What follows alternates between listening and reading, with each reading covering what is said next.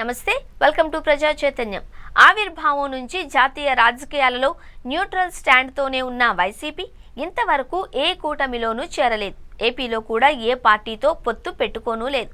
అయితే బీజేపీ విషయంలో మొదటి నుంచి జగన్ది మెతక వైఖరేనన్న విమర్శలు ఉన్నాయి. అందుకు తగ్గట్టే ఆయన కూడా 2019 ఎన్నికలలో గెలిచాక పార్లమెంట్లో అవసరమైన ప్రతి సందర్భంలోనూ మోడీ సర్కారుకు మద్దతిస్తూ వచ్చారు. అయితే 2024 ఎన్నికలకు వచ్చేసరికి ఏపీలో టీడీపీ, జనసేనతో బీజేపీ కూటమి కట్టి అధికారం చేజిక్కించుకోవడంతో తన స్టాండ్ మార్చుకోవాల్సిన అనివార్య పరిస్థితులు వైసీపీకి కనిపిస్తున్నాయి అంటున్నారు. ఈ పరిస్థితుల్లో పార్లమెంట్లో పాస్ అయిపోయి రాష్ట్రపతి ఆమోదం కూడా తీసుకున్న వక్ఫ్ చట్టాన్ని వైసీపీ ఇప్పుడు సుప్రీంకోర్టులో సవాలు చేయడం చర్చనీయాంశమైంది.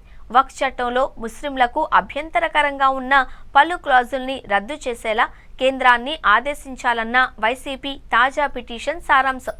ముస్లింల ఆందోళనలను పరిష్కరించడంలో వైఫల్యంతో పాటు రాజ్యాంగ ఉల్లంఘనకు తీవ్రంగా పరిగణించి వక్ఫ్ బిల్లును సవాలు చేస్తూ తాము సుప్రీంకోర్టులో పిటిషన్ వేశామని ఎక్స్లో మెసేజ్ పెట్టింది వైసీపీ. ఇప్పటికే వక్ఫ్ చట్టానికి వ్యతిరేకంగా కాంగ్రెస్, ఎంఐఎం, ఆప్తో పాటు తమిళనాడులో విజయ్, అలాగే పలు ముస్లిం సంస్థలు సుప్రీంకోర్టులో పిటిషన్లు దాఖలు చేశాయి. వైసీపీ పిటిషన్ను కూడా వాటితో కలిపి విచారించే అవకాశం ఉంది అంటున్నారు న్యాయ నిపుణులు.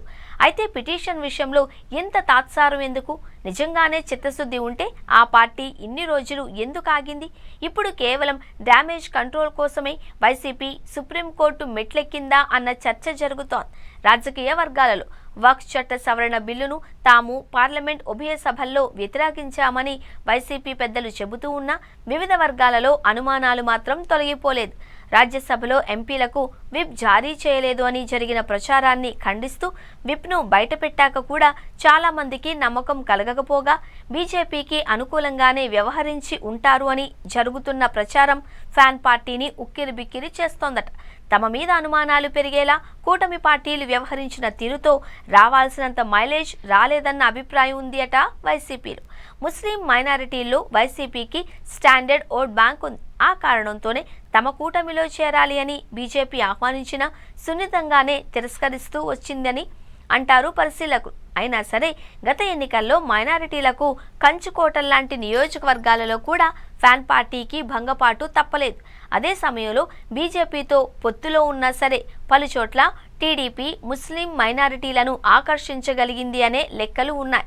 ఈ క్రమంలో తాజాగా వక్ఫ్ బిల్లు విషయంలో తమ నిబద్ధత మీదే అనుమానాలు వచ్చాయని, వాటిని దూరం చేసి ముస్లింలను మరింత దగ్గర చేసుకునేందుకే కాస్త ఆలస్యంగానైనా వైసీపీ సుప్రీంకోర్టుకు వెళ్లి ఉండవచ్చు అంటున్నారు పరిశీలకులు. ముస్లిం మైనారిటీలకు వ్యతిరేకంగా కేంద్రం ఈ చట్టాన్ని తెచ్చింది అని వైసీపీ తన పిటిషన్లో పేర్కొనడాన్ని బట్టి చూస్తే ఇక బీజేపీ మీద డైరెక్ట్ ఫైట్కే సిద్ధమైనట్టు కనిపిస్తోంది అంటున్నారు రాజకీయ విశ్లేషకులు.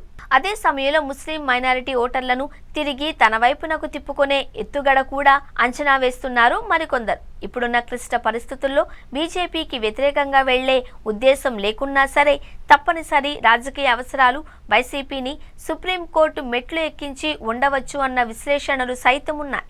మరోవైపు వైసీపీని వీడిన కీలక నేత విజయసాయిరెడ్డి బీజేపీలో చేరతారు అన్న ప్రచారం జోరుగా జరుగుతోంది.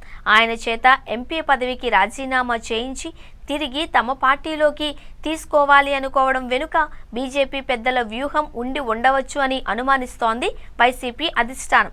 అందుకే బీజేపీ కోసం ఇంకా సైలెంట్గా ఉంటే రాజకీయంగా ఇబ్బందులు తప్పవు అన్న అభిప్రాయానికి వైసీపీ పెద్దలు వచ్చి ఉండవచ్చు అని భావిస్తున్నారు. డ్యామేజ్ కంట్రోల్లో భాగంగా కాస్త ఆలస్యంగానైనా మేల్కొని ఉండవచ్చు అన్న అభిప్రాయాలు వ్యక్తమవుతున్నాయి రాజకీయ వర్గాలలో. తాము ఇక బీజేపీకి వ్యతిరేకము అని కుండ బద్దలు కొట్టడంతో పాటు ఓటు బ్యాంకును కాపాడుకునే వ్యూహంలో భాగంగానే వక్ఫ్ సవరణ బిల్లుకు వ్యతిరేకంగా పిటిషన్ వేసి ఉండవచ్చు అన్నది ఎక్కువగా వినిపిస్తున్న మాట. వైసీపీ యాక్షన్కు బీజేపీ రియాక్షన్ ఎలా ఉండబోతుంది చూడాలి అంటున్నారు పొలిటికల్ పరిశీలకులు.